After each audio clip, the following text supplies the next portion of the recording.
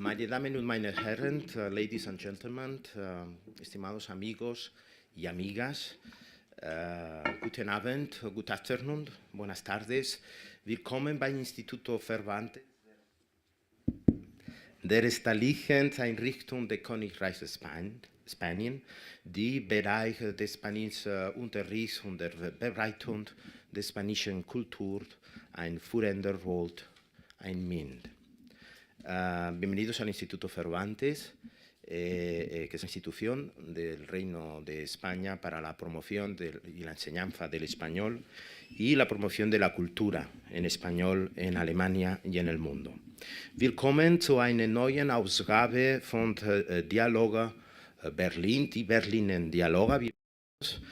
Un nuevo diálogo de Berlín en el Instituto Cervantes.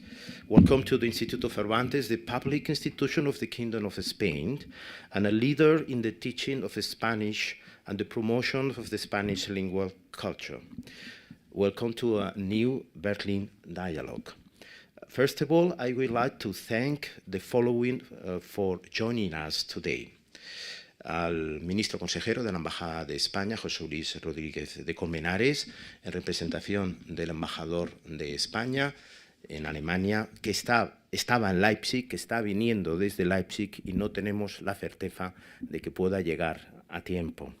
También quiero agradecer la presencia de nosotros de Monseñor Sebastiano Sana, Chargé d'Affaires of the Holy Saint, de la Santa Sede en Alemania.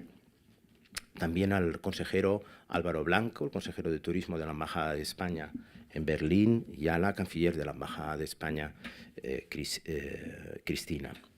Thank you, you also to our guests tonight for accepting this invitation. Thank you very much.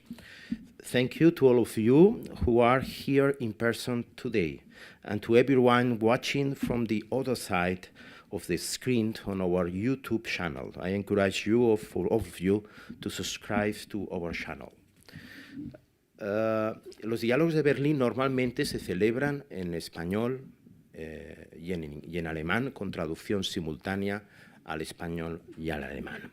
Pero en esta ocasión era francamente difícil y complejo técnicamente organizar los diálogos de esta manera. Tenemos 4 idiomas en la sala: el español, el alemán, el italiano y el inglés, por un lado, y por el otro lado, uno de nuestros ponentes, que es la profesora doctor Jocelyn Cesari.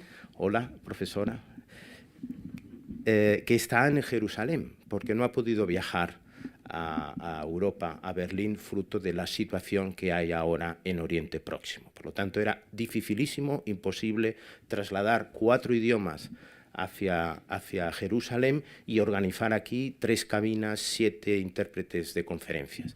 Esa es la razón por la que hemos decidido que la actividad tenga lugar en inglés, simplificar un poco, con traducción simultánea al español. Por eso les pido disculpas, porque ya saben que el Instituto Cervantes protege, difunde el español, pero en este caso tenemos que ser prácticos para transmitir el mensaje.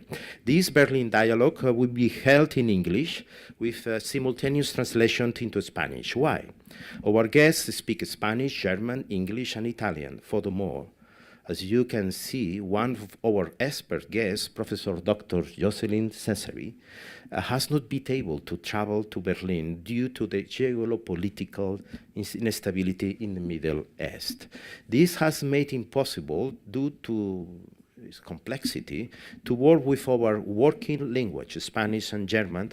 I apologize for this. Today's Berlin dialogue is Religare, Spirituality and Religion in the 21st Century.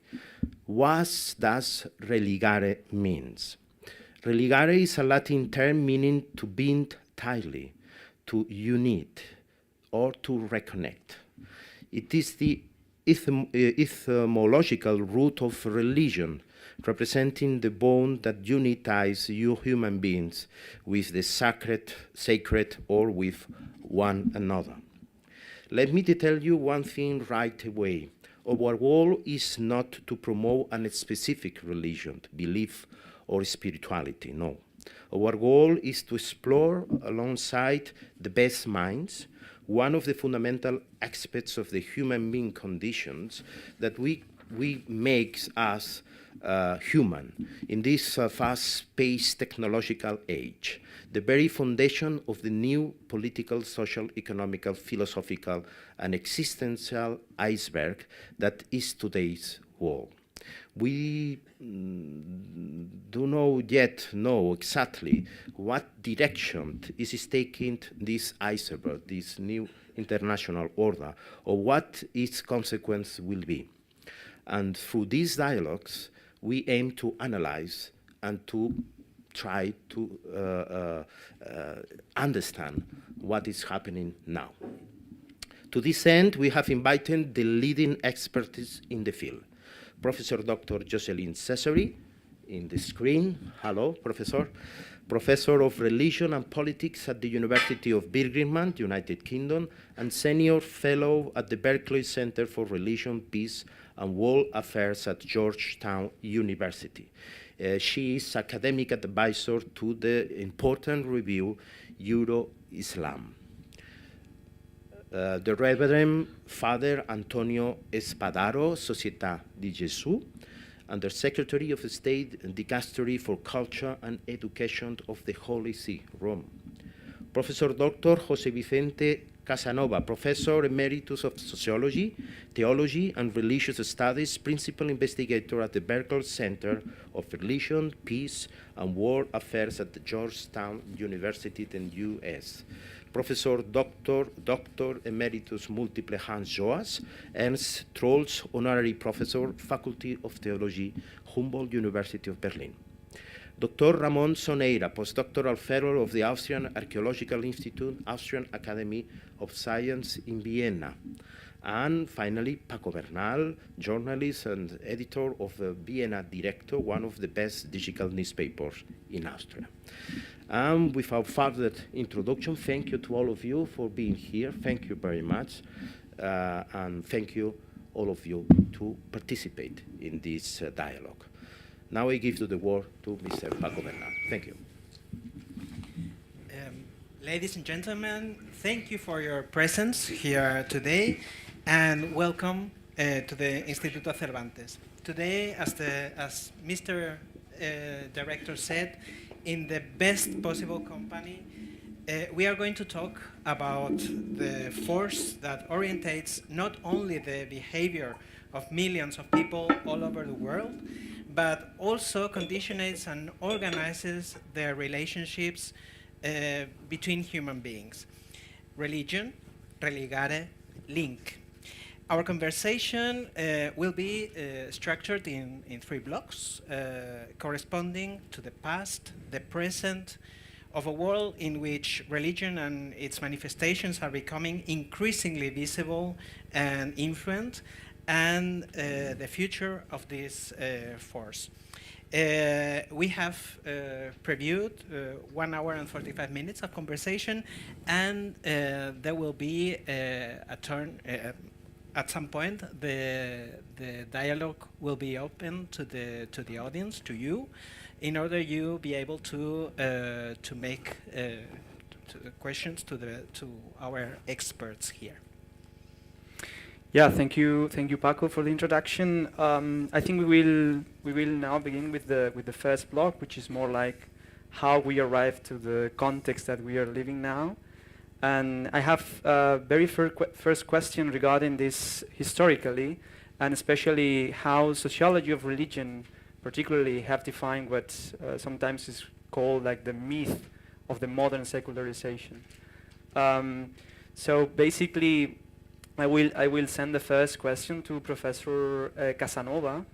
I wanted to ask you, is your micro working? We can check. Maybe this one is working. This one's you can see this. Yeah, my very first question is basically how sociology has also studied this myth of modern, let's say, secularization. Sometimes it was like, the more modern we are, more secular we are, something like that. And in your fabulous book, and so famous, the public religion in the modern world, you basically kind of destroy this idea of like modernity seems like, giving us to a kind of secularized context. And it's very interesting how you use this idea of the privatization of faith, that maybe it's not just one option. So I wanted to ask you basically how we arrived to the context we are now, because we can also see that Europe is very different from the United States, and also, I mean, if we're looking to the global south as well. So I wanted to ask you, like, can you introduce us to why we are now in this kind of modernity, still with religion in the public sphere? Well, thank you. Thank you, Ramón. Buenas tardes a todos, bienvenidos. Guten Abend, schön, dass Sie da sind. For me, it's a great pleasure to be here at the Cervantes Institute in Berlin, and with my very good colleague from the Berkeley Center, Jocelyn Cesari, and with very good colleagues and friends, Hans Joas and Antonio Spadaro. Let's say when I published the book 30 years ago, roughly, it was assumed indeed that secular modernity implies necessarily that modernization of societies implies a decline of religious belief and practices and the increasing irrelevance of religion. Religion becomes increasingly privatized, it's a private affair, and is really not relevant for the functioning of the main institutions of the modern world. Mm-hmm. This was the context. Now, a lot of European visitors were surprised by the fact that they would come to the United States and found that supposedly modern society was a very religious society. But people were talking then of American exceptionalism. Somehow these Americans have their own way of doing things, but the European norm of secularism is the norm for all modern societies, and America is the exception that confirms European rule. Later, we inverted the terms and began talking of European exceptionalism now. Namely, once it became obvious that many of the societies of the global south, as they become more modern, were not becoming more secular, or they were becoming both more secular and more religious at the same time, the notion that somehow to be secular means to be after religion became problematic. And now, however, it was inverted into saying that, well, all societies are religious, the only exception are European societies which are extremely secularized. I think that both aspects or both ways of talking either of American exceptionalism or European exceptionalism are problematic. As a historicist, I don't think that there are patterns, general patterns which all societies follow with some abnormal deviations.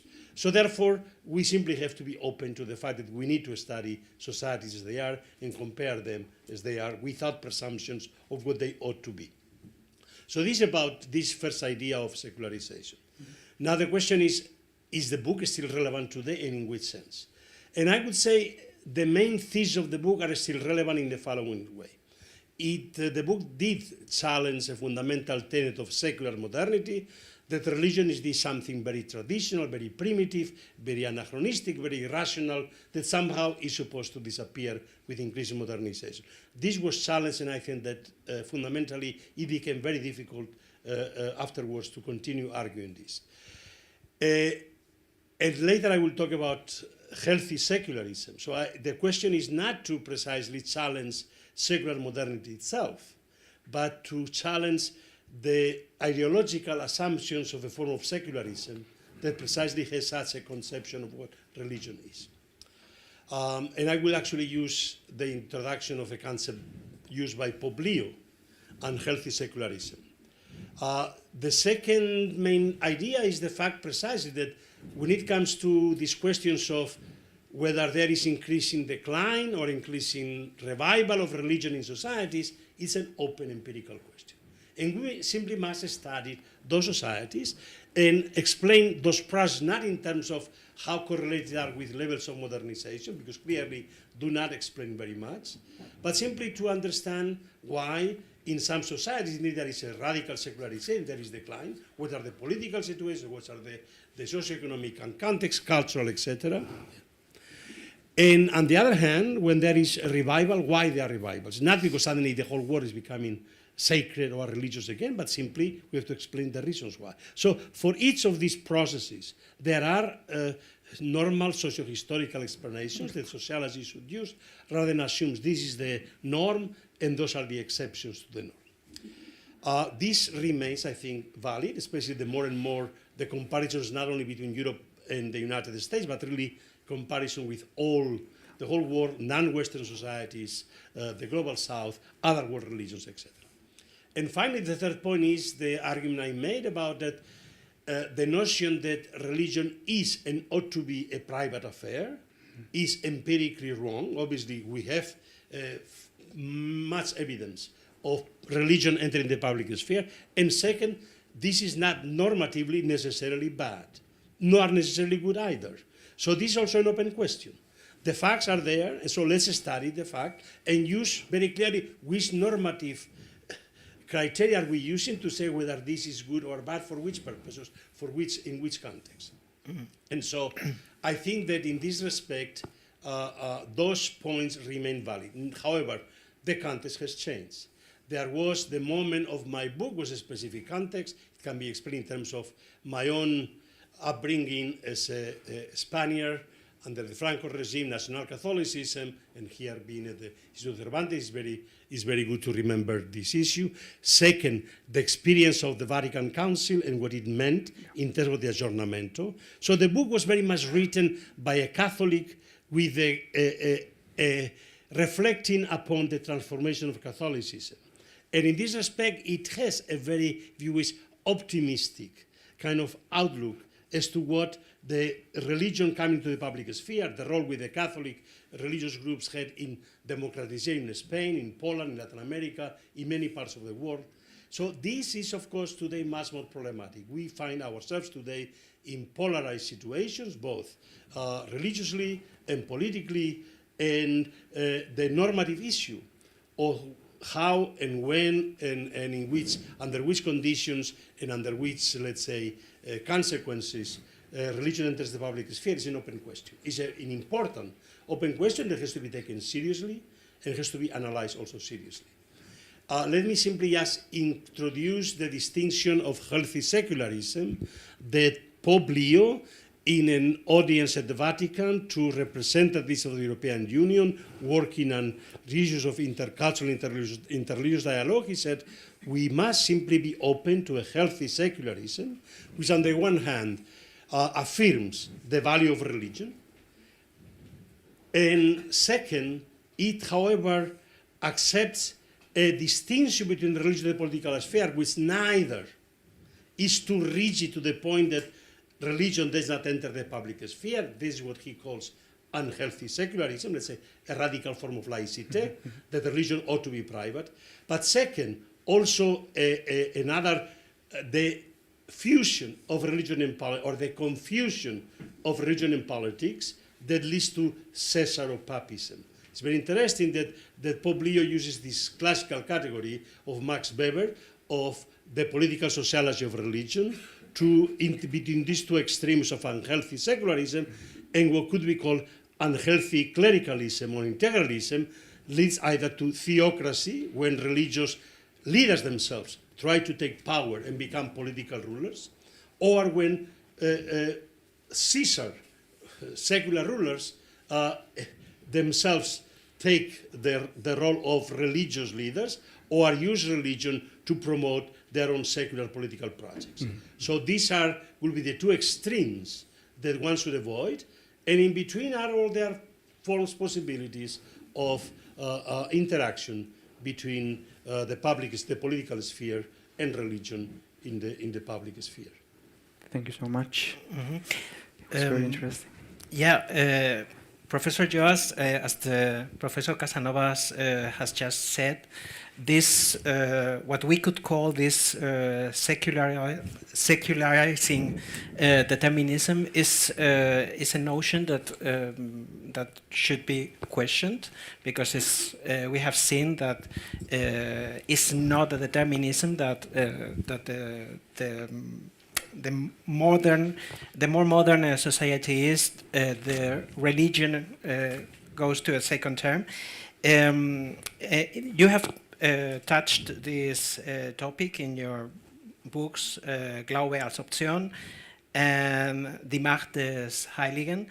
How have we transitioned historically from an an institutional religion paradigm to our current societies of multiple options. Okay, first of all, I should probably also say that I'm very grateful for being here and for having a chance to discuss with you. And perhaps the second introductory remark could be that José Casanova and I are very much on the same side in these controversies. So do not expect much controversy between us. There are quite heated controversies about these questions, but we have been on the same side and have been cooperating for about, and learning from one another for about 30 years now. So I agree with what José has just said, but I would like to add a few things perhaps. First, whereas it was a kind of minority position when José wrote his book, namely that secularization in that sense, or that the determinist version of a connection between modernization processes and the decline of religion, it was a minority position in the early 90s, let's say. Today, it is the majority position. And so an interesting question is, why has this changed? Not simply because there were some publications, so to speak, but something in the world must have changed, I would say. And now, very, very briefly, I think there are two causes of this change that are more in the scholarly realm, and two are more in real history, outside the academic community. So to put it very, very briefly, one exactly was the closer study of the case of the United States. This has always been the stumbling stone for the proponents of the secularization thesis, but there is an enormous scholarly literature about religious history of the US and so on. A second thing in this area, I think, is a closer study of the intra-European diversity, because it's also wrong to say Europe is a secular continent. Very often, even neighboring countries have totally different situations, so to speak. For example, the Czech Republic as compared to Slovakia. Very often, even within one and the same country, there are regional differences.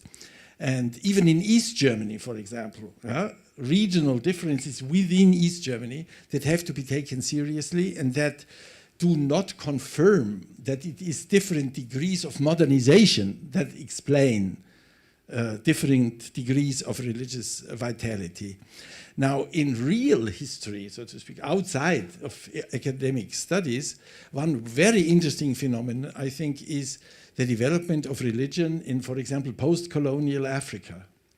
Even some of the most astute observers, I sometimes refer to the famous Protestant theologian Paul Tillich, had expected religion, or I shouldn't say religion, Christianity, to become weaker when the colonial powers leave the colonial territory, so to speak, as if Christianity had been a kind of foreign implant in the colony, and so when the colonial powers are gone, it will become weaker. But the exact opposite happened, so to speak. There's an enormous growth of Christianity in Africa, also of Islam, in the last few decades, and an enormous religious vitality there.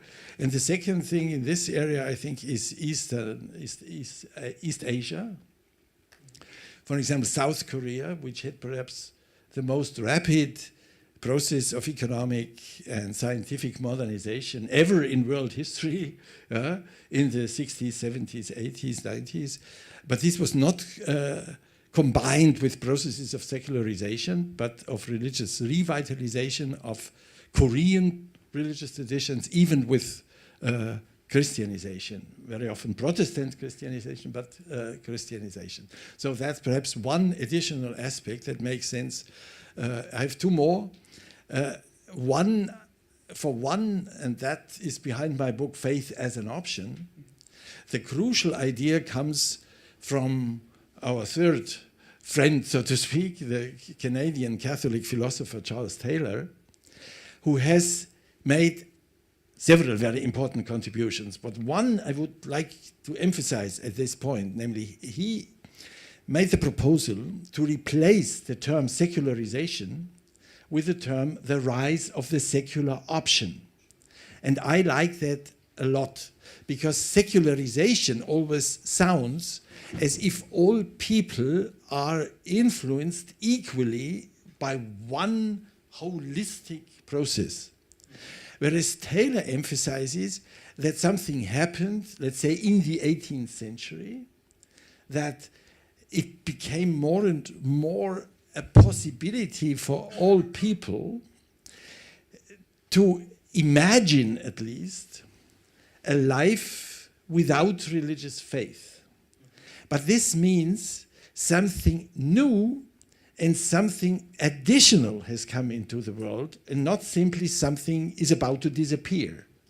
Which means for all religious believers that they no longer can be believers in the sense of completely homogeneous religious cultural milieus, but they have to rethink their own, to give up their faith, so to speak, or to rethink their faith in view of the fact that they could very easily be non-believers.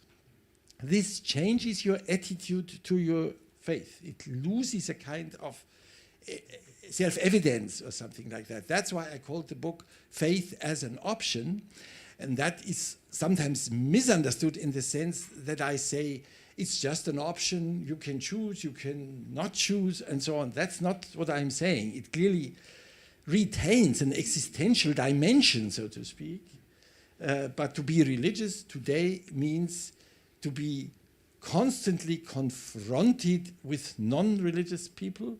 And then it differs whether this is normality, as in East Germany, for example. It can be different in other parts of Germany, other parts of... Okay, and this, very briefly, the third element that I would, since you mentioned my book on the power of the sacred, there the main question is the prehistory of modern European secularization. You know, if we say European, or secularization is mostly a European and mostly a modern phenomenon from the 18th century on. The question is, why did it happen in Europe? And I say, purely logically, there are two possibilities.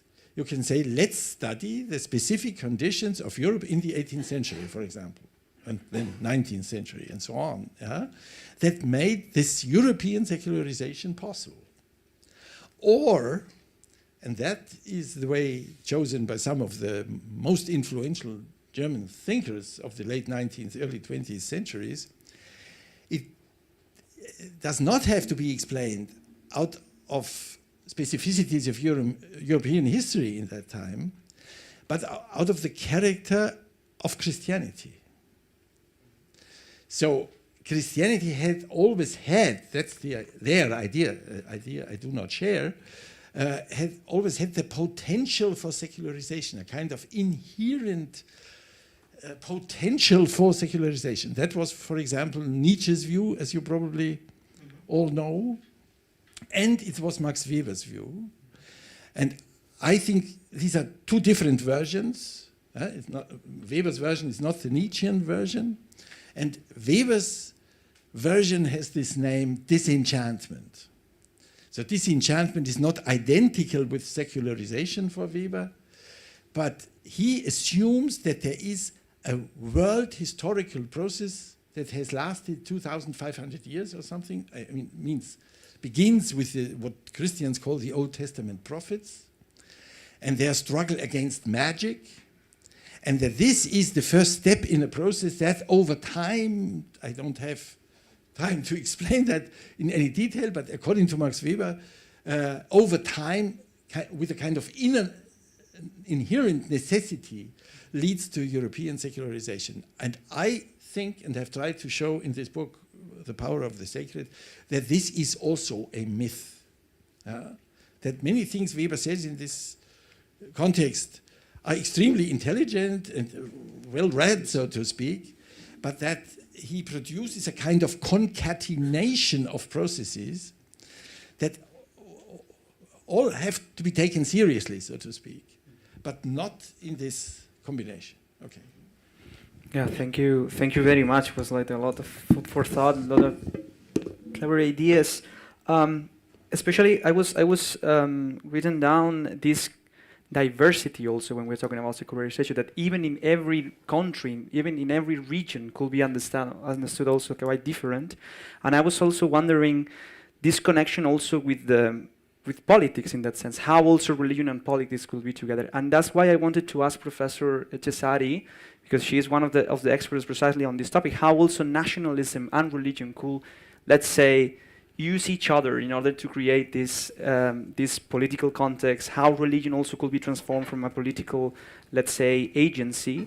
In your book, in We God's People, a fascinating book, you were also presenting precisely this connection on how the legitimacy of divine could be used also from different governments, from different figures. And I wanted to ask you precisely nowadays, in which we have this connection with the so-called strong men or strong leaders like Trump and the Protestant churches in the United States, or Bolsonaro in Brazil, or even now Milei is also, no, he just said this idea that I am the most Zionist president in the world, this connection also with Judaism, or even in India with Narendra Modi also, and the use of Hindu nationalism as a kind of potential and a tool to get some political background. So my question is, how this use of religion could be like, I don't know, effective, but also in a way dangerous nowadays in the world, basically, to use this legitimacy, let's say, of the divine, of the sacred, in order to get some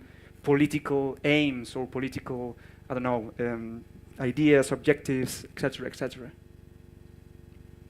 Thank you. Thank you very much. First, I want to thank the organizers for allowing me to join, even in the distance. It's really, I'm really grateful for that. I would like to respond to the question by avoiding first personalization about the political leaders, and second, instrumentalization. And for this, I would like to go back to the basics, meaning you mentioned it in your introduction. Religion is religare, so it is first and foremost not only binding people together, but it is the first community. Before there is a political community, religion provides a collective meaning for everybody. And that is something we have lost with the building of the alternative, competitive, modern community par excellence, which is a nation, which we tend to confuse both, but nation and state are not synonymous. And here I think there is a fantastic work done on looking at nation as a biological community, as an anthropological community. It has changed the way that people feel happy, feel sick, and we have never looked clearly at what did it do to religion. And that is the beginning of secularization. And because the nation, as the modern community, not only politically, but also culturally, because nation involves two features that do not exist in any other community, which is equality of membership and sovereignty of people. These two principles taken together are completely contradictory, or I would say clashing, with the principle of any religious communities. And in this sense, to follow upon the previous comments, there is no specialty of Christianity. Christianity, like any other religious community, has struggled longer than other religious traditions, but struggle a lot with these two principles. Especially, when you know the story of Catholicism and the adaptation to accept sovereignty of God, of people. I work on Islam. Muslims paradoxically have less problem with sovereignty of people in their history. So I just want to show you two paintings that will say even more than all my words in the distance, to show you that the nation has changed. That. What is that? That is the Battle of Lepanto, 1571. This is the vision of the international order at the time. To talk like Charles Taylor, this is the sacred canopy. There is no distinction between the religious and the political.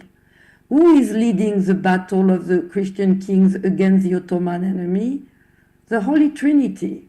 This is exactly what the foundational community is. And within it, you have different functions, but the whole order is under the Catholic Church.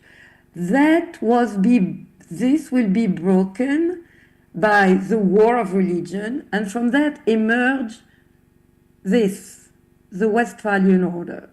What does the Westphalian order say? He said that only state can wage war, and the state has the right and monopoly to subdue religion to fit into this new collective understanding and political legitimacy.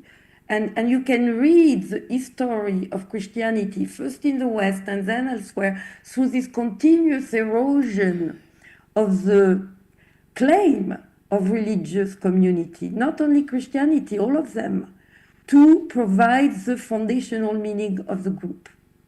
And so you move from religare to faith. Faith and religare are not the same. It's a displacement of religion from the collective to the individual. And that's the process we call secularization. But as Charles Taylor said, this is the breakdown of Latin Christendom is the moment where secularization starts and never ends. That's why I'm not really comfortable using the pre-post desecularization. Secularization never ends. It's always not only going forwards, although backwards. I lived in the US. You can see that the division of labor or role between the religious community and the national community are very much challenged when some Christians are saying America is Christian. You have exactly this kind of tension, and you can read all the tension between religion and politics today along these lines of who is challenging the collective political understanding of we made by the nation on religious basis, who is accepting it and who is converging with it. And that is for me, and in the work I do, in the book you mentioned, it was quite enlightening to see that you can read from the current debate today on orthodoxy in Russia, to Hinduism in India. You have to go back to the foundational moment where the nation was built. And the timing is different from each country, because this Westphalian order on this painting will expand. You cannot exist politically if you are not a nation. I live today in a country that lives a tragedy because of that. There is no other, but nation is not a given. You have to be socialized into the nation in the modern sense. And again, I do not know any religion that doesn't have to struggle with it. So you can see, for example, how in Russia they went from empire, the Tsarist empire, to the communist empire, and how the nation is now emerging and trying to adjust or encompass the orthodoxy belonging, or the orthodox belonging. In India that is secular institutionally was also founded by an elite that adopted the Hindu narrative symbol to build the feeling, the vivre ensemble, we would say in French, for everybody, including people who are not Hindu. So no wonder when these tropes, these ways of being are now reinvested by savvy political leaders. But again, it is not because they are just clever, it's because they are tapping into matrices of meanings that are here in the, I would say, proverbial hidden part of the iceberg, of the national iceberg, where religion is also included and that can be revivified. Like nobody can say America is Christian without thinking that it has a connection. It's different, but at some point, America was a Christian democracy. And I can multiply examples. Even the French in their phobia of religion, it is completely linked to the fact that they had to fight for building this modern national community against Catholicism. So all their understanding of religion and extreme rejection of religion in public space come from this history. So what I'm saying here is that the nationalist discourse we are hearing today doesn't come only from savvy policies. It comes also from the fact that these leaders are tapping into pockets and hidden structures that are at the foundation of what makes us modern, and that all religion today are challenged until now by the equality of membership. Look at the discussion on women's status in all religion. Why is it? It's because, the foundational difference is men and women, and how religion had to adjust to that. And that is what the nation, the secularization process did, and that is an unfolding process. It's not fixed, and indeed the whole debate on the loss of the secularization paradigm, or the illegitimacy or irrelevance of this paradigm, come from this idea that we had fixed something at some point in a successful way, while again it was efficient, but I don't think that secularization was ever a definitive success. It's ongoing, unfolding, regressing, but still moving. And I will stop here. Mm-hmm. Thank you, Professor Cesari. What if I have understood well? We are assisting now to a very visible process of some political leaders all over the world. We have given many examples that have used pre-existing messages, religious messages, and they have instrumentalized them. Dr. Espadaro, you and Marcelo Figueroa have coined the term ecumenism of hate in La Civiltà Católica. The question is how we combat or dialogue with this political manipulation that distorts religious messages, particularly from the geopolitical perspective of the Vatican.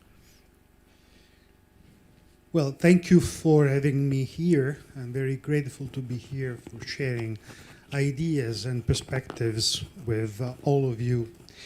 And you mentioned this article that I wrote in 2017 or 2018, I don't remember now, together with Marcelo Figueroa, who is an Argentinian Presbyterian pastor. I never met in my life before writing that article. So why I chose to write that article with him? Because Pope Francis. I remember that at some point I had a conversation with him, and he had a very clear understanding that some evangelical fundamentalism and some Catholic integralism, starting from the United States, but going also in other places in the world, were building an alliance, not on theological grounds, but on political identitarian ones. So the intuition behind that article, I can say that now, came from him. And he said, I know very well, he's a good friend of mine, this evangelical pastor, who is a great man, Marcelo Figueroa. Why don't you talk to him for sharing ideas? because those evangelicals in the United States are coming from Presbyterian roots. So if I had written that article as a Catholic priest, the evangelical could have said, but you're a Catholic, so you're against us. And so Figueroa said the same considering the Presbyterians. So we decided to write together that article for giving our impression together. And so Pope Francis was very glad for that, also because it was an act of ecumenism for saving the gospel. And talking together, we realized that the key words of this strange, weird alliance was fear. Fear of chaos, fear of modernity, fear of the other. Fear. So a religion, an alliance based not on grace, the grace of God, but based on fear. So we decided to create a formula which made a lot of headache, especially in the American society. I received tons of letters after that. And we decided to put in the title the expression ecumenism of hate. So after that, I received a letter from the spiritual mother of Donald Trump. You know, is Paula White. Is one of the biggest, the major expression of the prosperity gospel. So if you are saved by God, you are rich, your health is very good. So if you are poor and you are sick, means that God hates you and you don't deserve the grace of God. This is the basis of theological ground of Paula White. So she wrote to me, and many wrote to me, and even some Catholic bishops wrote to me and wrote to the Secretariat of State complaining for that article, because you know Civiltà Cattolica is read up in the Secretariat of State before the publication, and the Secretariat of State approved that article before the publication. So we realized that ecumenism of faith was the precise definition of what was going on, designating this paradoxical convergence. Historically antagonistic confessions, especially in the United States, were united not by faith, but by sharing the same enemy. Islam, migrants, secularism, environmentalism, and so on. So we realized that faith enter in the same symbolic space of fight. Faith and fight were almost the same. No? And so the gospel was a message of fight, not a message of grace. That was built on a Manichaean language we denounced in the article. The division of reality into absolute good and absolute evil. So you can identify who is good. The good is and the bad is. So who is good? And so the good has to combat, to go against the evil. And so you should divide the world in good people and bad people. And the good people are to fight against the bad people. And so the adversaries became the enemies. And this is a very peculiar attitude in our polarized societies. So we have different opinions, and we have even adversaries in the political debate, which is fine, it's perfect. But now the adversaries became the enemies. So, and you cannot talk to them. You can just win over them. And this is one of the biggest problems we had. I remember Pope Francis in Italy went to talk with Emma Bonino. Emma Bonino is the most relevant, or even Eugenio Scalfari, both of them are the symbols, the incarnate symbols of the extreme secularism and even anti-clericalism. And so he became friends of both of them. And even she went to visit Emma Bonino, which was president of the Radical Party, with some chocolates and flowers for talking to her. And that made crazy, I mean, the Italian society, because she, of course, she was an adversary of the Catholic Party and in general of the Catholics' thought and the approach to life. But Pope Francis became a friend of her, and he was always very clear that if you have an adversary, doesn't mean that you have an enemy in front of you. So you can be friend of your adversary. But the radicalization, the polarization of our society is making this difference between adversary and enemies very hard to understand. And also, another theological ground of this approach I'm talking about is that the sacred is becoming at the service of closed identity, and the religion as a guarantor of order against chaos, which means that you have to project politics into a metaphysical background. And projecting politics on this background means that you are on the right side and you are against the devil. So you have to. So even the nuclear bomb can be imagined because the bad is bad and has to be defeated.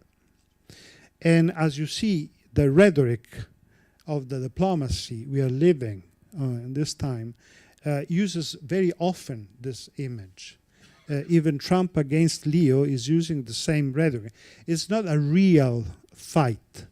It's something rhetorical, because diplomacy doesn't exist anymore.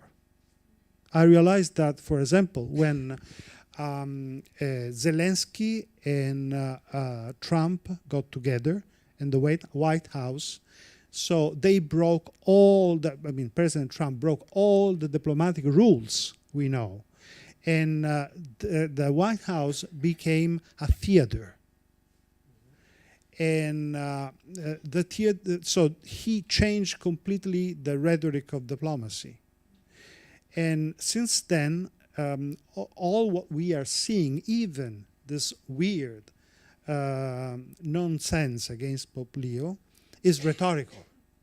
So he's sending Rubio in Rome, is going to be there tomorrow to talk to the Pope. And the day before, he spoke against Leo.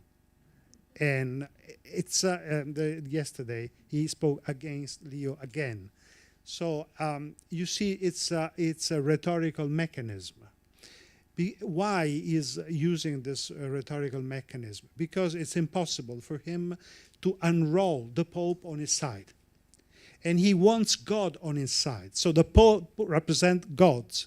So if gods resist to him, he cannot reach his goals. So he doesn't want Leo. He wants God on his side.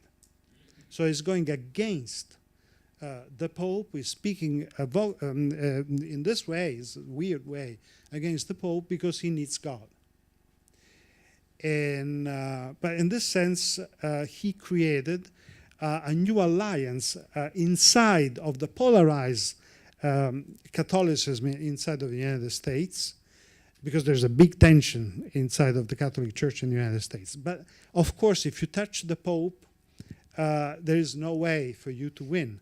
So for the first time after many years, so conservatives and liberals inside of the Catholic Church are united defending the Pope against the president. So which is the way, it's too long to speak about all these topics, but which is the way for finding a solution? Our way is very often is to respond to the rhetoric we don't like. For example, do you remember when President Trump started talking about the Gaza resort, to build the hotels and luxury places over the blood of people who have been killed there. Fine. So there was a huge reaction all over the world against this image, which was rhetorical, of course, and that kept our imagination. And Trump was very successful, not because, people agreed with him, but because all of us started talking about him and this terrible action. So he put all of us inside of his cage. What Pope Francis did instead, he started making phone calls every single night to the parish priest of Gaza. And so that was another huge symbolic and rhetorical gesture and message, which was not against Trump, but he he created his own narrative, which was the opposite one, but was a new one. So we need to build a new rhetoric. So we need a new imagination. This is the point. We are caged inside of images of our societies, and we are manipulated because we are caged into them even when we are against them. So the message is the only way out, and this is what the Pope Francis and now Pope Leo are doing, is to build a different imagination. Thank you. Thank you very much, Father Spadaro, for your brilliant reply. I was thinking also about this. I really like this connection you did also between fight and faith as this kind of, and this rhetorics of we are the good people against the bad people, so we need to fight in a way. But now there is even one new element. I will say that in a way also will change the how the book Public Religions in the Modern World was also there, because now we have a new battlefield, which is the social media. And now my question will be like how we can see nowadays how also in the social media we can see also both more religious kind of messages of people like, uploading different videos, experiences or whatever, called religious in a way, even in some mass artists, like, I don't know, in Spain now the last album of Lux was also like people again debating, is this really, this is kind of torn to a kind of religious kind of thing, or it's just like a cultural kind of mass thing, or but also we can also see this massive groups like Hakuna in Spain, that they are like moving a lot of young people in a religious context with music and everything, and also even like more, let's say, secularized influencers that they are still using kind of spiritual ideas, in blogs or on YouTube or whatever. So my question, and this is a question that I want to put also not only for you, Father Spadaro, but also to the entire table today, to the discussion, like, is really we are like facing to a true kind of religious movement, like kind of we are more religious than maybe 10 years ago because now the social media is a kind of channel, or this is just like a kind of cultural consumption in social media that there is nothing behind, or just like kind of aesthetics of the religious thing or something like that. So I don't know who wants to start first, but this is like more an open question. Open. Yes. One thing is, on the one hand, there is an aspect of secularization or modernization. To go together is this individualization of religion and a certain crisis of religious authority. Yeah. So religion is there up for grabs. Anybody can use it, anybody can produce it, anybody can do with it whatever he or she wants. So this aspect of the individual appropriation of these symbols, of these rhetorics, so is one aspect of it. Mm-hmm. The second, of course, is the question of social media. I mean, yesterday, Pope Leo answered with, well, this is not true, what you are saying, just simply the only response to what you are saying, to your rhetoric is, well, look at the facts. I didn't say that I accept that Iran has a nuclear bomb, so don't say that I want Iran to have a nuclear bomb. So just speak the truth. And of course, this is the question. We are in an age of untruth. of alternative facts, of fake news, of anything goes. And in this context, then, the idea that anybody has the right to have his or her opinion on anything without consideration of, well, there are historical facts, of course there are contestations, but there are methods of analyzing reality, of studying or seeing how much, So this is what basically we have lost.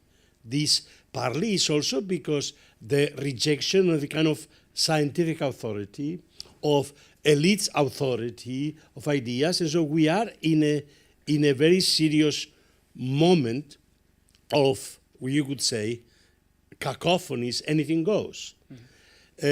How relevant it is for religion? Well, obviously, if it becomes a social movement that transforms existing institutions, then obviously it has to be taken very seriously. So we don't know whether any of those, when I published Public Religion, there were a lot of discussions about individual religions and all kinds of fads, but those can and go unless, of course, they are translated into social religious movements, they are institutionalized, and they really have a transformative element in society. So we'll have to see, let's say, what are the outcomes of these processes. Who else want to join the discussion? Professor Joas, please. Yeah, but not exactly by talking about the role of the internet for contemporary religion. I would perhaps like to join Father Spadaro, whose statement I've found very impressive.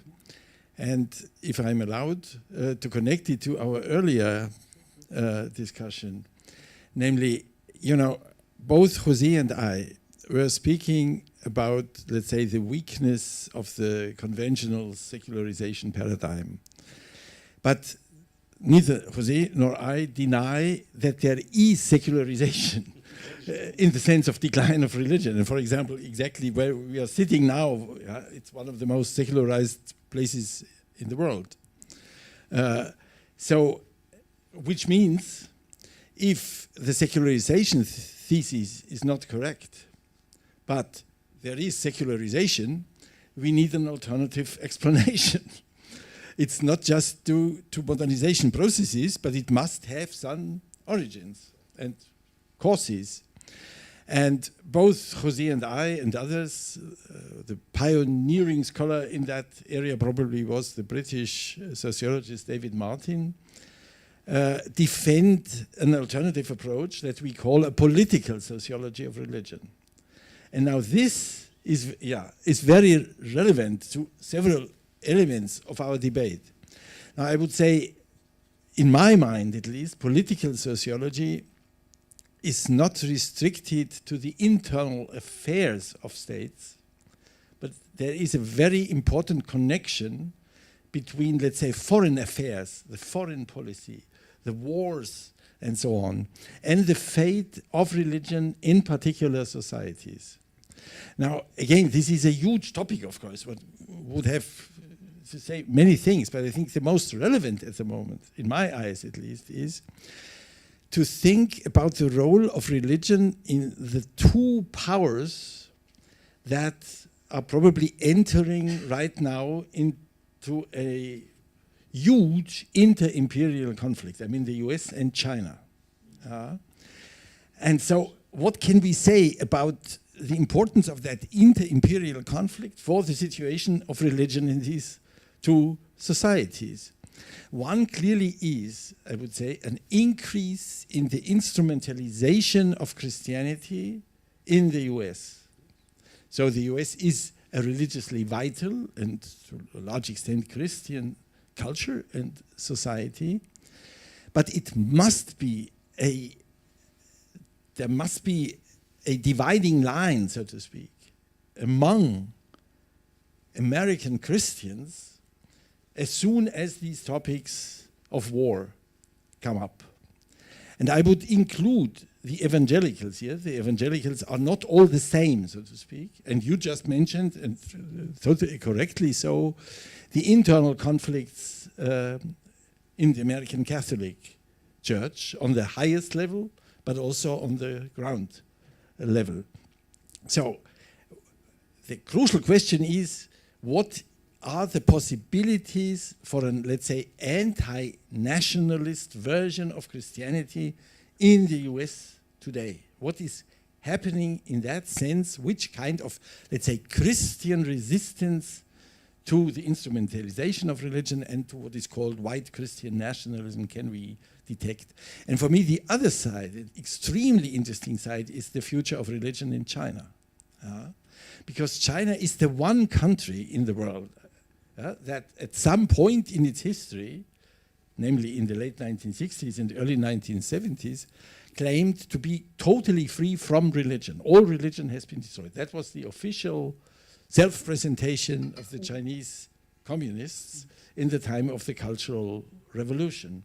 And for me, this leads to the two questions, of course. Why was it in China that the most militant, the most violent struggle against all religion, not only against, let's say, Christianity, against all religion, much more violent than in the Stalinist Soviet Union, for example, took place in China? I think, I mean, I could offer explanations for that. And what happened after the Cultural Revolution, so to speak? What is the precise character of the revitalization of religion in China right now? And I think we have to see these two things in some interaction also. So not only two independent developments, but interaction. I think that is crucial for the understanding of the future of religion. And perhaps the last statement here, for me, is that the main dividing line is not between religion and non-religion in this world, but between at least what I call moral universalism and moral particularism, where nationalism, for example, is a form of moral particularism. If the nation is your highest reference point, you are not a moral universalist. So how can we move the debate from the opposition religious versus secular to the opposition moral universalism of religious and secular kinds versus moral particularism of religious and secular kinds? I think that is the question, at least, that drives me at the moment, and I find politically the most Father pressing. Spadaro wanted to intervene. Because Professor Cesari also has as well. whatever is first. She, yeah. Well, Let's go. There are different levels of discussion, at least two. One is China. I found what you said extremely interesting, and you know that the Holy See signed a provisional agreement together with the government of China for the question of appointing bishops. And that had a strong reaction inside of United States, because China is considered the enemy. So seeing the Pope signing, the Holy See signing an agreement together with China was kind of a scandal. But I remember that flying back from Bangladesh, Pope Francis was asked about China. Francis was allowed to fly over China 3 times. Never happened in the history before during his papal trips. And he said, answering to this question put by a journalist, if you see things from China, the panorama changes. So it's a different perspective on everything. I'm not saying, of course, that the situation in China is ideal at all. But at the same time, I realized that the Holy See is extremely pragmatic, also considering what happened in history. Even in Spain, the bishop had been chosen by the government, no? For how many times? For how long? I don't know. The Catholic kings, exactly, centuries. So, and the Catholic Church is still there. I mean, the gospel is preached, so nothing happened. And so we have to be aware of that. And Of course, China has a system of values which is completely different from our values. We stress liberty, for example. They stress, well, we can discuss about that. I'm polarizing the situation just for being clear. But we stress liberty and they stress community, for example. So because they are different culture and they have different philosophies. And all the theology we know everywhere in the world is grounded on Latin or Greek categories. In China, we have a different philosophy. So, for example, Taoism or Confucianism, which gives a completely different understanding of society and even a different metaphysical picture. So, how to think society, but how to think theology from that perspective, and which is the balance between universalism and particularism in China. So, considering that in this time, as you said before, one of the major problems is the particularism against universalism, I think it's very interesting to go deeper on that. So pluralism, universalism, and the religions are becoming more and more are growing on ethnicistic ground. So ethnicism is increasing inside of our religions. So even Catholicism in some places is becoming more ethnicist. I see also in Italy, I mean, the more ethnicist parties like La Lega, Salvini, for example, is using Christian symbols. So how to deal with that? And this is a big problem. Also considering the political frame, because the multilateralism about which Francis and Leo, Francis with Fratelli Tutti and Leo now, is talking very openly, defending it, supporting it, multipolarism against the bilateral way of solving solutions. And because bilateralism is a way of living this particularism. So we lost the big picture. This is the problem. We lost the multipolar vision of the world. And in this time, different positions are growing together, and probably we should go deeper in understanding the role of China on this time. Professor, you wanted to intervene? I would like to follow up on that. I think to go back to the initial question about social media, I think what social media is showing is something that has been going on undetected for a long time. There is no more distinction between international and national. What people are doing is connecting across different cultures, languages, on certain sets of values. And I think it would be very misleading to think that the nations are distinguished from the international. That is the opposite that's happening. Something happening nationally becomes global, like the cartoons crisis, for example, and something happening globally, or like the whole debate on environment, can have very multiple national variances. So it is about time that we get out of these categories. What is clear is that every political issues deals both with the national and international. And studying Islam for now, more than a quarter of a century, that is the problem of Islam. That is also the problem of Christianity today, between indeed nationalist, nativist understanding of Christianity and more globalist, like the Pope Francis. So that is an important point to make. And on China and religion is much more complex. It has never been a project of destruction of religion. I spent a few years looking at that, except the Cultural Revolution. The Chinese state has done as much as it could to incorporate religious organization, and doing so changing them. Catholicism is recognized. The problem is they don't want to deal with Roman Catholicism because it's transnational and international.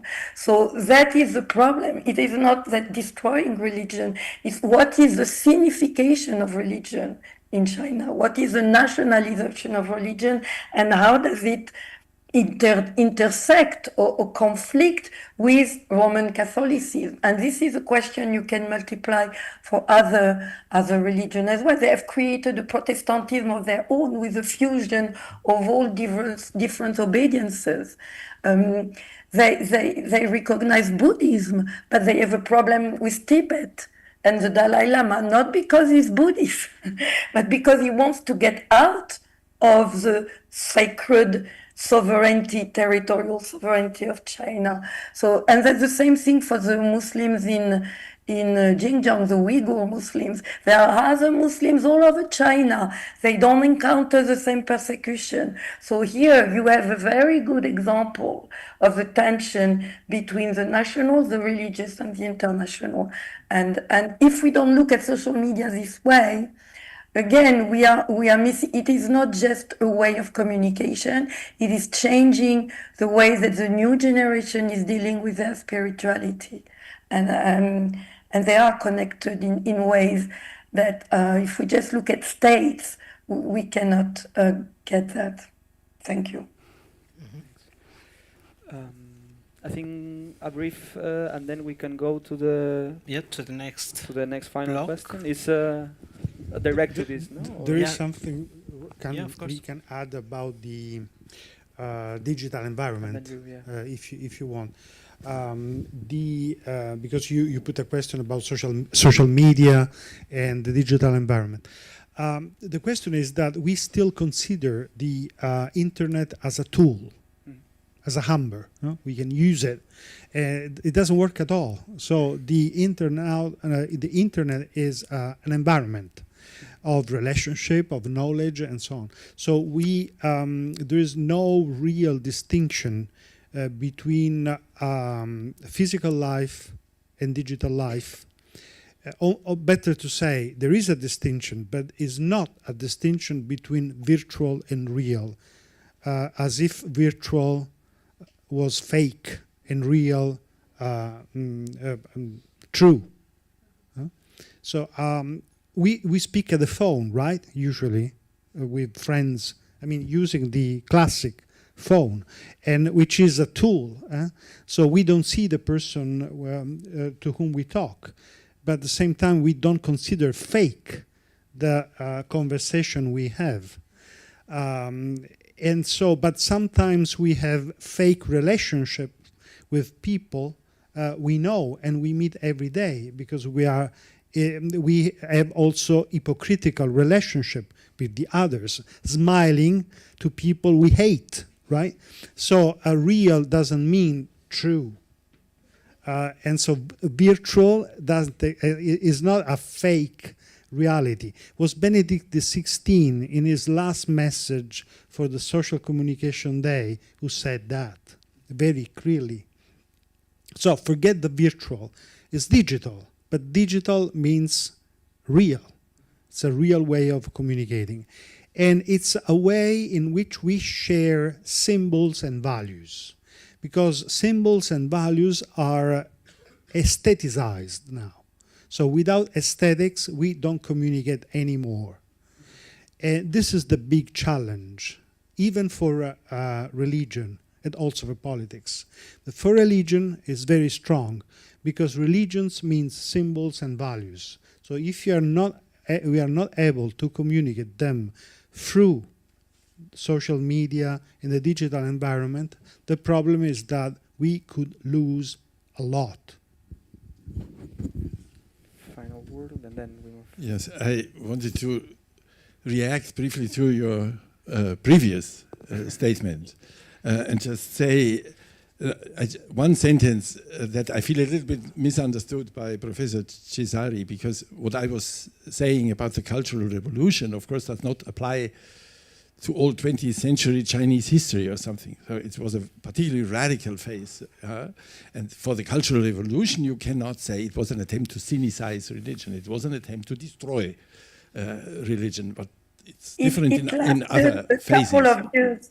So if you look at the long durée, the relationship of the state of China with religion cannot be subsumed under the few years of the Cultural Revolution. And it was not... No, but I didn't say that. I mean, when I say it's specific for the Cultural Revolution, I do not generalize that, but I say it's a specific thing of a, let's say, 10-year period and not of the other periods.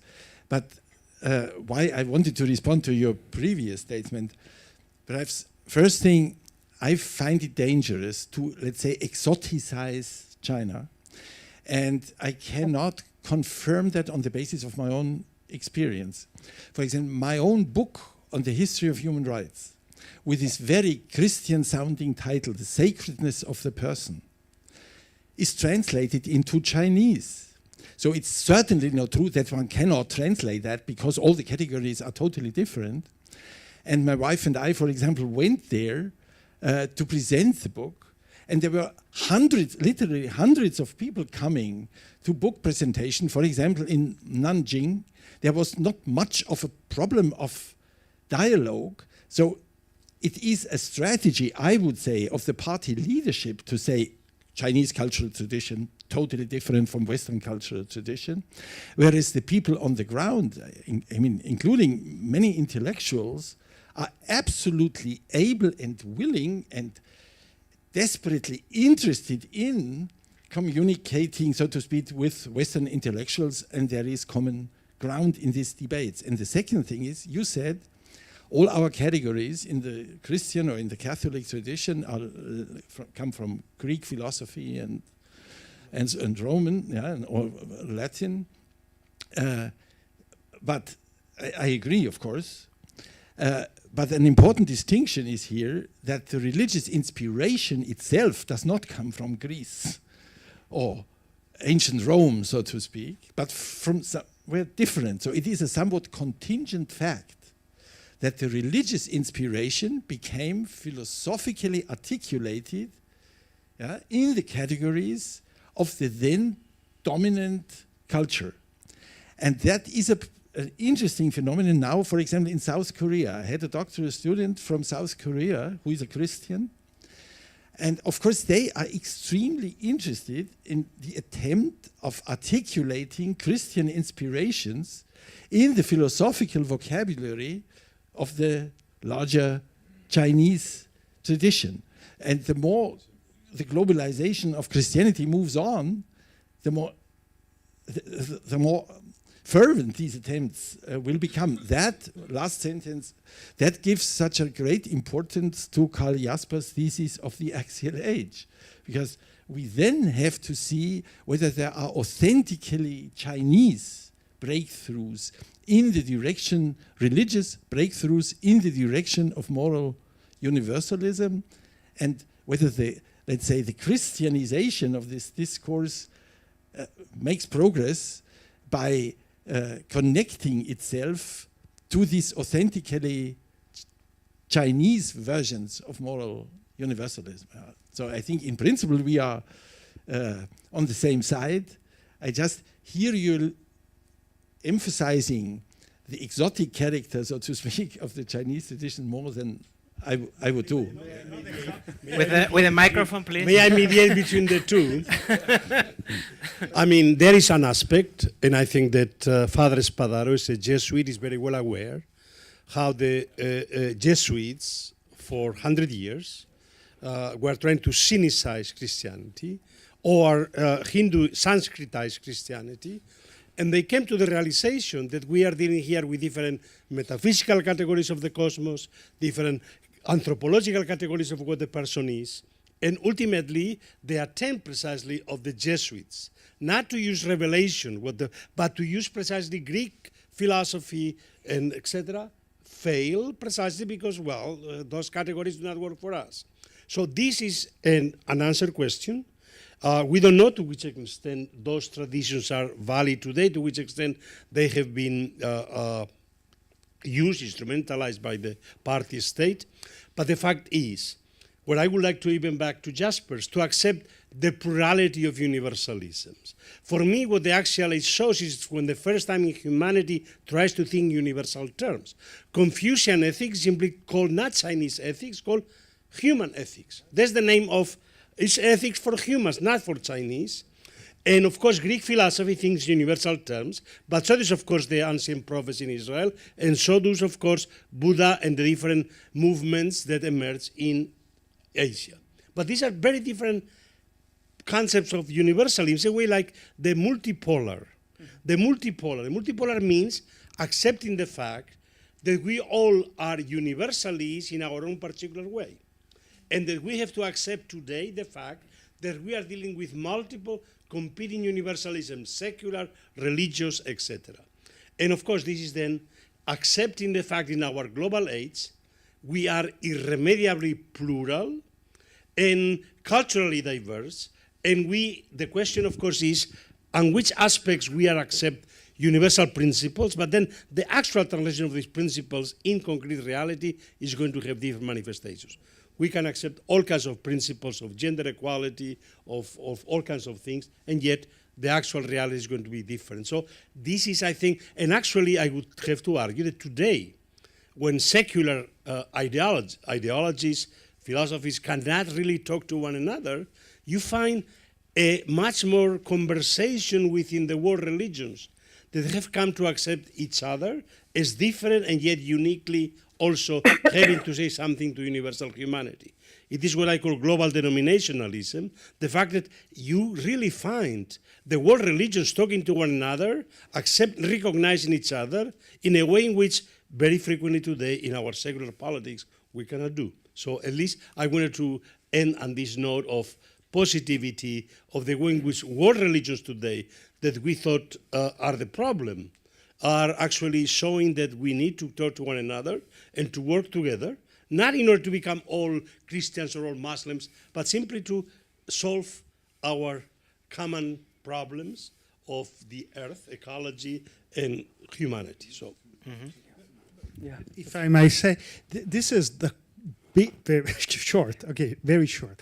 But this, I will just point out the Synod of the Catholic Church, which was an incredible, insightful situation, because I took part of 5 synods organized by Francis, and I realized that one after the other, I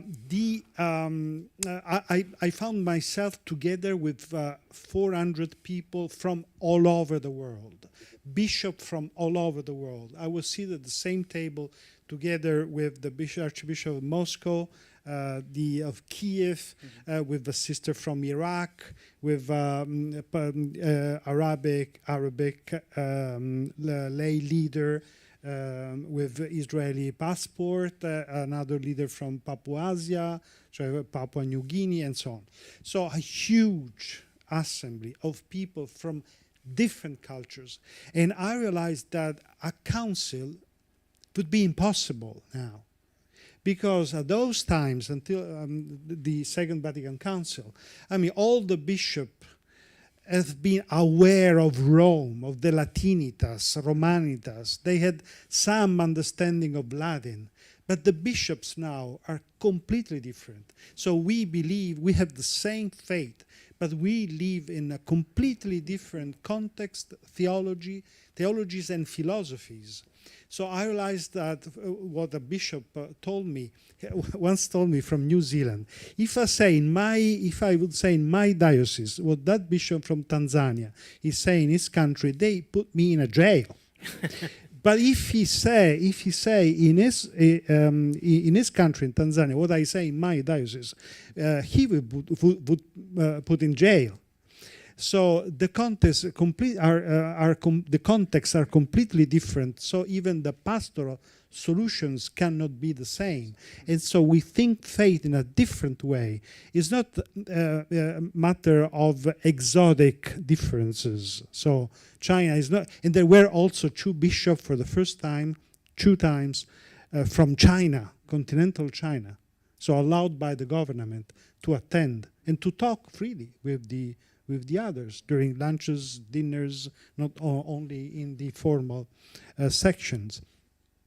And what really struck me, and I finish now, was a document, an apostolic exhortation written by Francis, which is Querida Amazonia, about the Amazon, the Synod of the Amazonia. What really struck me was not the content, but the method. He realized that the only way for speaking to the Amazonic people was not theology and philosophy, but poetry. So he quoted 17 Amazonian poets for convey a theological message.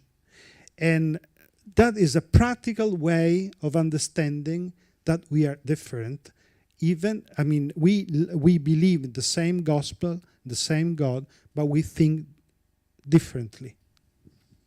Some Roman Catholics will throw the Amazonian symbols to the Tiber, but Yeah.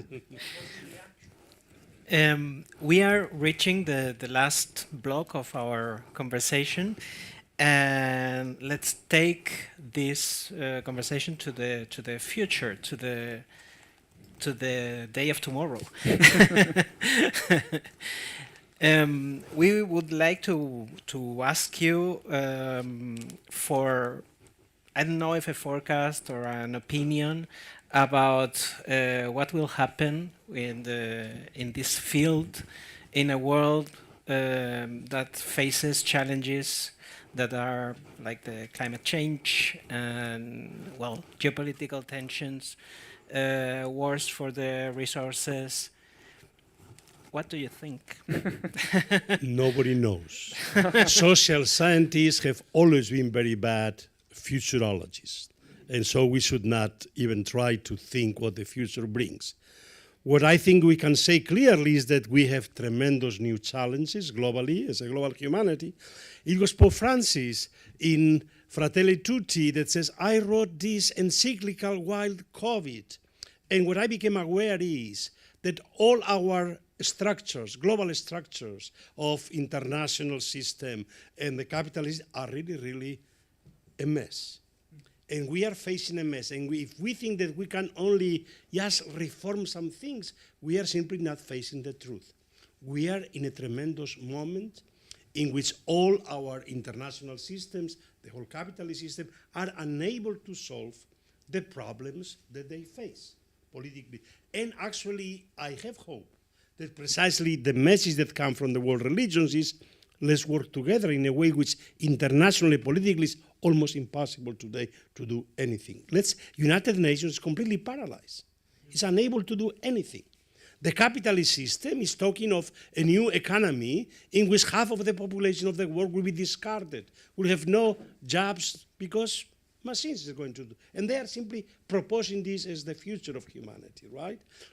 And so we are under a very serious context, and we don't know where we are heading, but certainly we have to face the fact that very uncertain times ahead. And whatever was the system before is falling apart. If I may add something along this, I think the biggest challenge is a complete weakening of the trust in democratic institutions everywhere, including in the oldest democracies. The young people do not believe anymore that democratic institutions are the most efficient way to overcome indeed the dehumanization of the neoliberal order, the humanitarian crisis, the lack of or the widening of inequality. So there is something very worrisome here in the sort of more than disappointment, a lack of trust. There is no more feeling that this is the most efficient regime or type of regime to live together. And there was a moment outside the West where there was lots of hope also in democracy. And again, talking from the area I know the most, after the Arab Spring, you see clearly that there is no such a hope anymore. So, that's kind of more than worrisome. It doesn't look like young people will be mobilized on in a form of social movement, as we mentioned before, to defend or promote democratic institutions. Again, I don't have a solution to that, but that's the... Thank you. I think I can be brief for two reasons. First, that I very much agree with what Jose just said, and that in my last remark I had already said something about the future in the sense of a future inter-imperial American-Chinese conflict and what that means for religion in the respective, or in both countries. I would perhaps like to add just one small thought, namely, if I'm right, for some years the ecological questions dominated the future-oriented discourse completely.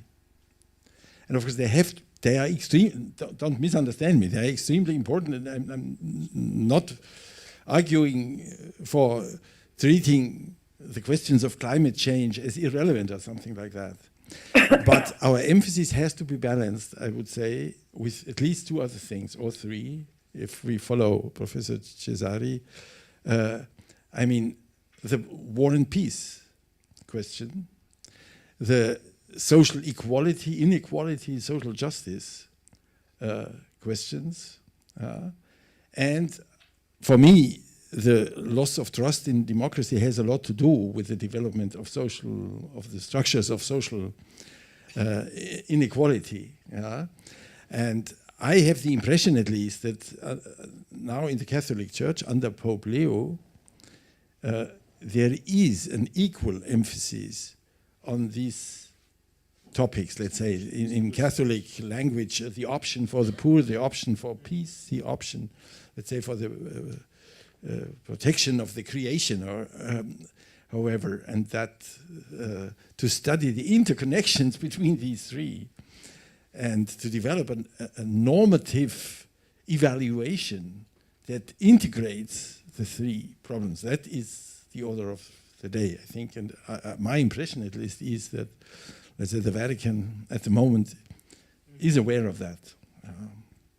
Thank you. Father Espadaro, yes, I think that the microphone.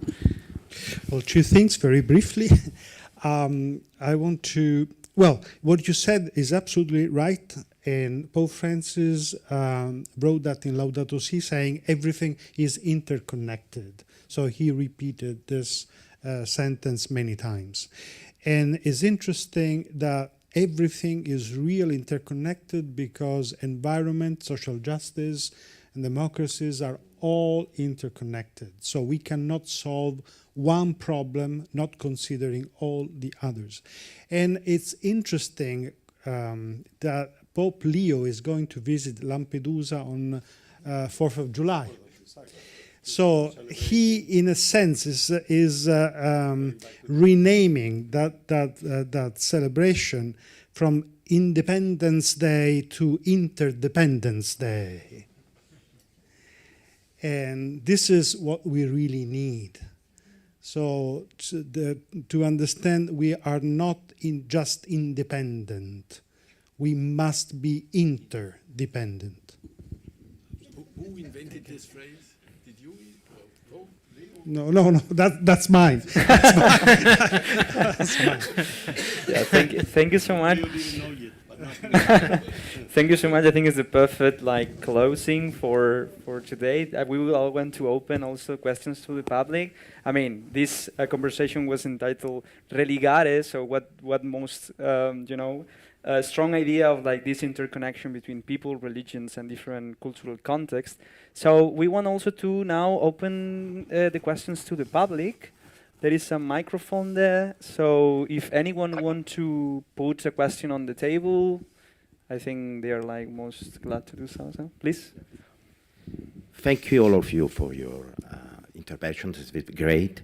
I have a question for Professor Cesari, because we have dealt with this debate, I think, for an Eurocentric point of view, so then Europe, US, and so weiter. But I think I want to know, but you are expert in Islam, no? Because you are academic advisor of the Euro-Islam. And on the other side, you know the Judaism world. How the Islamic world, there is a lot of variety. How the Islamic world and the Judaism world deal with this present change of paradigm? It's a very big question, I know. But for me, it has been a lack of dealing with that, no? Because we speak about Catholic, Christians, but I think that you have the luck that you are expert in that, no? I would say that the major challenge for the two worlds is dealing with all other cultural groups deal with a lot of diversity. And that's a major threat internally, in the sense that there is less and less ease or comfort to accept diversity, because it's seen, to go back to one word that was used before, it's seen as a threat. The feeling of being threatened is the most dangerous, and it is cutting across all the communities, religious, Jewish, Muslims, that I know the most. And the moment you are in this feeling of threat, you do not make room for the other. And the other is not automatically the other in the other religion, but also within yourself.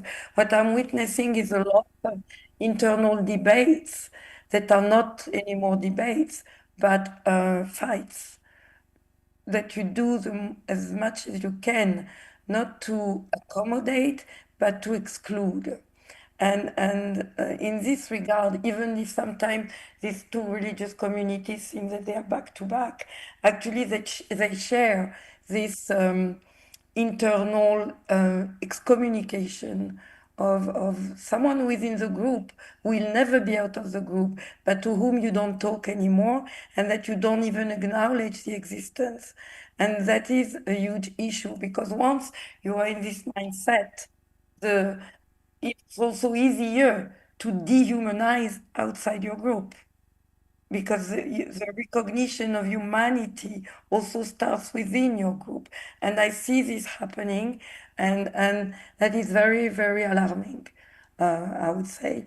And at the same time, you have other people trying to maintain and to expand these areas of exchange, to talk like Pope Francis, encounter more than dialogue. And that is, but these groups are not visible, and actually they are in danger from within in Muslim societies, and very, very much in danger, because if they express these connections or desire for connection, they can end up in jail or killed. And so that is the situation right now, and doesn't sound very optimistic. I'm sorry. That is the tendency to withdraw and also to unify within your own group. And this loss of diversity within, for me, is a major challenge. Thank you so much. There is another question in the room. If not, I have one small. Maybe I can I mean, for me, it was really, really interesting. One of the it's an open question. Let's say it's not directed to any one of you, but for me, it was really interesting the conclusion of this discussion regarding like religion also as an attempt also to create new relations between each other. And I think was really interesting. I mean, was already mentioned Laudato Si, and how in this encyclical is so important this new also a new ecological relationship with the world and with the world we inhabit. Also, I mean, the Islamic world has articulated also this global response in Al-Mizan, a covenant for the earth, is also this point. And even nowadays, also in social media, we can see how ecological activists, they are using as a kind of connection, a kind of sacred connection with nature. So my question is like, can religion in a way or spirituality develop this role in the future as a kind of creating new relations, not only with each other, but also with the nature, and in a way also replying to this climate challenge we're facing, and also the polarization that was also one word like almost every one of you was using at some point. So can we say that in like very free words, if we are like, you know, this attempt to create like a new kind of relationship, not only with the world, but also between us? I mean, I know it's a really open question, but I mean, as a closing to Religare, maybe it's great. Well, absolutely. Yeah, the answer is yes, and even the creation now is called with and also with a new term, which is the common home, and calling the creation as a common home creates a different relationship with it.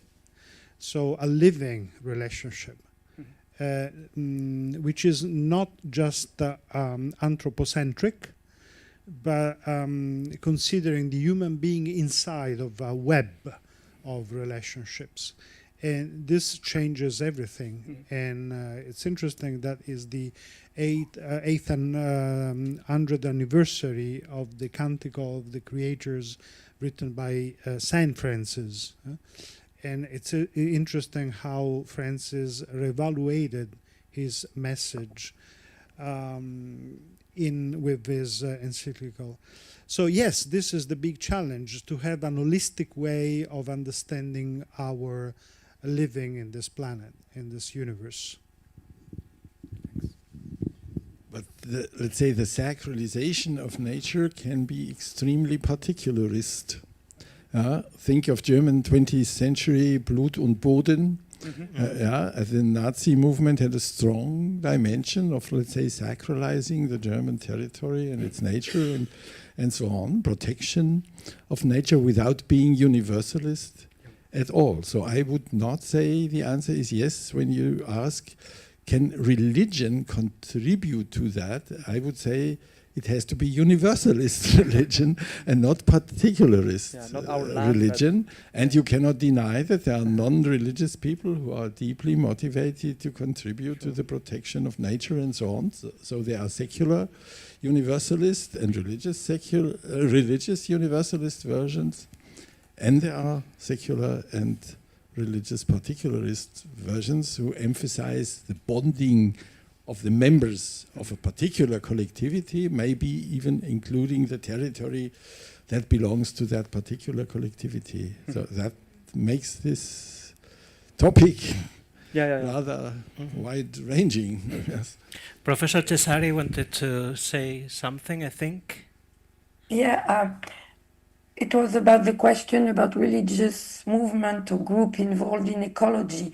They are all now developing interesting thinking about the role of God's creation. But so that the angle, how do we deal with, how do we protect God's creation? What's the responsibility of man vis-a-vis this creation? But what is striking to me is that each tradition is developing its own thought or track, and I do not see yet convergence or work together, except in very formalized circles or forums, and there is a lot of potential to bring young people together on this issue with different background or faith background or secular background indeed. And this is not happening. I see a lot of silos of different tradition and groups thinking about that, but not automatically coming together. I mean, sociologically, I can say, on the one hand, probably no other secular group today has the kind of networks, transnational, global networks, that are working together on these kind of issues. And after tomorrow, no, tomorrow is the 7th, right? Tomorrow is the tomorrow is Religions for Peace, USA, has a national interfaith prayer, service of lament, hope and peace for our world. I was at the Cape Town G20 Faith Forum, and again, you have messages from all the world religions, from the ecumenical patriarch in Constantinople to basically, obviously, the Quakers and the Mormons and all kinds of native indigenous groups, etc., etc. On the other hand, it's very difficult today to organize social movements around these things. So the kind of coalitions between those religious minorities which are mobilizing for those things, and then how they mobilize secular movements. I mean, when I studied the role of the Catholic Church in the democratization of so many societies, from Spain, my own society, to Poland, to Latin America, it was not because the church did it, but the church could serve as a nucleus to unite groups that otherwise wouldn't have been united. So if religion is able to bring together all kinds of different secular groups, but I'm afraid that this is today almost, I don't see evidence of this happening. So this is the kind of situation where we find ourselves. It has to happen, it must be done, but how to do it, how to organize transnational social movements today around all these kind of global issues. Pope Francis tried to do it with the sin techo, sin tierra, sin trabajo, and he did in Latin America, but how do you link these groups to other groups in the Muslim world, to other groups in China, etc.? This is the kind of task which is very difficult, and sociologically, I don't see it happening. Yeah. Thank you very much. I don't know if there is another question in our audience. Yes? Yes, well, thank you very much for this extremely interesting debate. I actually have loads of questions, but obviously I'm not going to keep you here because it's getting later. But if I have to ask one question, is what role do you think religion can play in ensuring international peace and stability in international relations today, considering that certain countries like us, Europeans, no longer exercise power over religion, but there are countries like, say, for instance, Russia, where power and religion go hand in hand, or countries like China, where the party exercises the monopoly of power and sees religion as a competitive entity that needs to be controlled or destroyed.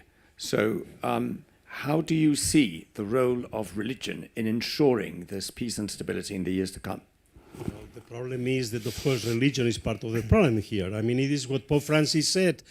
We cannot be altar boys of the political rulers. And so it is the question whether religious groups, going back to the question of Caesaropapism and theocracy. Some religions still wants to have hegemony and basically be protected by the state to give this hegemony. And this is clearly the case of the Russian Orthodox Church. And of course, the Putin regime wants very much to use religion for its own imperial purposes. These things are happening in the Middle East, all across the Muslim world. To a certain extent, this is one of the tragedies, of course, of Zionism, the way precisely religious Zionism has also been transformed, whatever the project of Israel. And we have it everywhere. So, to a certain extent, religion here, insofar as it's able to sacralize violence, the power of the sacred rests in the power to sacralize violence and desacralize violence. And this is our real problem today. Which religions are there to sacralize violence and conflict and basically the destruction of the enemy, and which religions are there to unite us and to basically, if you wish, to sacralize the human person and to sacralize humanity as a universalist community? And this is, of course, a very serious question.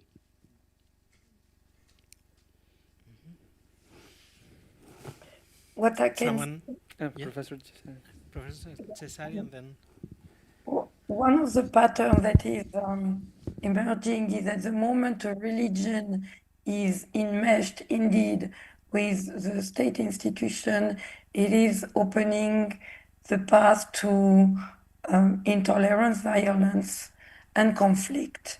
And the moment a religion takes some distance with the state and doesn't think, it's very important that believers do not think that to be fully empowered as persons or as believers, they do not need the state. There are interesting groups today among young Muslims who are thinking of new political entities, not the caliphate, but other political entities that would recreate this diversity and allow a less centralized and institution focused on how you are powerful, how do you self-determine yourself. This is a question that young people are very concerned about. Who is managing my fate? And for lots of young people, getting into religion is sometimes a way to get into politics, to find a response to this question. And that's a danger. So it's when religious people and thinkers take a step away from that and think not of the political entity, but of the common good of the whole community, independently of the political institution, that things can change. But again, the forces are on the side of political institution and religious institution is very, very strong and solid. So it's not that religion is either or. It is present in both strands, and that's the danger here, because you can say yes, religion is for peace, but you can also say that yes, religion fuels conflict. So it's there is no simple straight yes or no. Father No, Spadaro. there isn't an answer, but I remember that Francis said that religion has to be part of the solution, not just of the problem.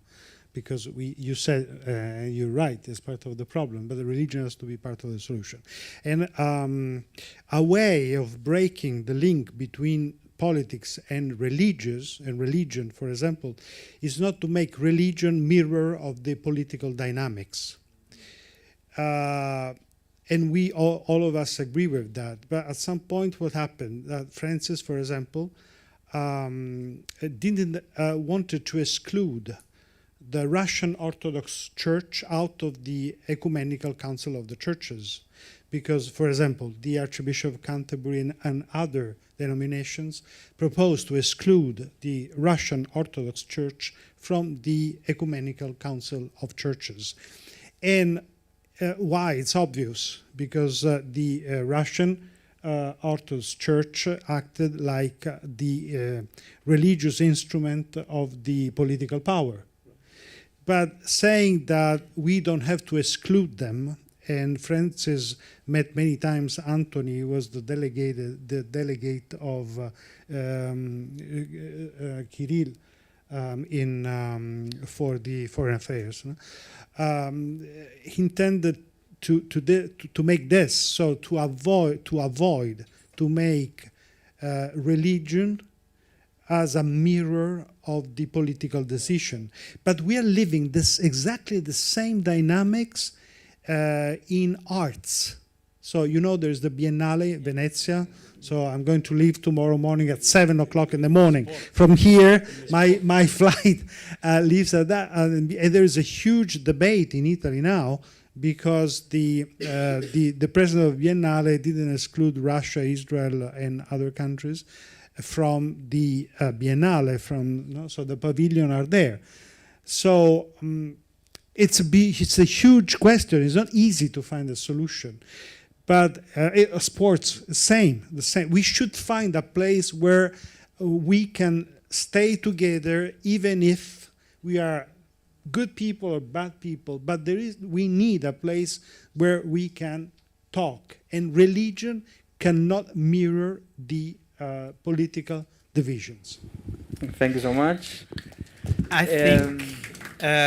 think that this is a very nice nice way to end our conversation. The director wants to address to our audience. So thank you all of you for your great discussion. Thank you to all of you to be present here. Professor Casanova has sent me today that the Social Science Research Council from New York that celebrates 100 years has launched a call of proposal about innovation in religion and spirituality seed grants. So then today has launched that. So the importance of the tema that we have dealing with today is key in our societies, not only in Europe, but too in the Middle East, too in US, too in the world. So then, thank you for all of you for speaking openly about this key tema in the world. The Dialogues of Berlin continues the 28th of May. The 28th of May we will discuss, this is the last dialogue before summer, we will discuss about the strategic sovereignty of the European Union. This is another key tema in specifically in Europe and the relationships between Europe, China and US. Muchas gracias a todos por estar aquí. Acabo en el idioma de este Instituto Cervantes. Les espero en próximas ocasiones. Ya saben que esta es su casa siempre. Do you know, Professor Cesari, Reverendo Padre Spadaro, Professor Casanova, Professor Joas, Paco Bernal, Dr. Soneira, this is your house always. Thank you. We offer a glass of cortinat now for all of you. Thank you.